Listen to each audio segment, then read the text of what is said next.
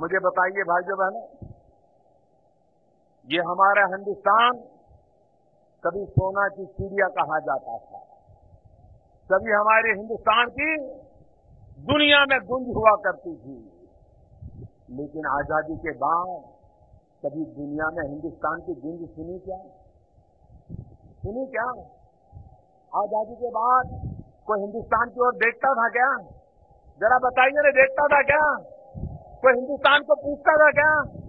किसी में हिंदुस्तान का महत्व दिखता था क्या? और आज अमेरिका में भी हिंदुस्तान का डंका बज रहा है कि नहीं बज रहा है? आप बताइए, बज रहा है कि नहीं बज रहा है?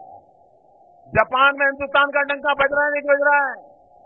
दुनिया हिंदुस्तान की चर्चा करने लगी है कि नहीं लगी है? दुनिया के बड़े दिग्गज नेता हिंदुस्तान की मुलाकात लेने के लिए आना शुरू हुए कि नहीं हुए हैं? ये बदलाव कैसे आया? अमेरिका में हिंदुस्तान का डंका क्यों बजा? क्यों बजा? क्यों बजा भाइयों? क्यों बजा? ये हिंदुस्तान का डंका क्यों बजना शुरू हुआ? मोदी के कारण नहीं बज रहा भाइयों बहनों, मोदी के कारण नहीं बज रहा है।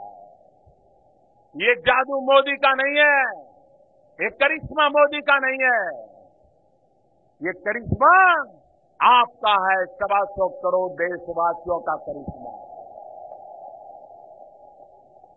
ये दुनिया में हिंदुस्तान का डंका बज रहा है, आपके कारण बज रहा है, क्योंकि आपने मई महीने के लोकसभा के चुनाव में एकजुट होकर के जात पात देखे बिना, अपना पराया देखे बिना सिर्फ भारत मां का कल्याण करने का निर्णय किया।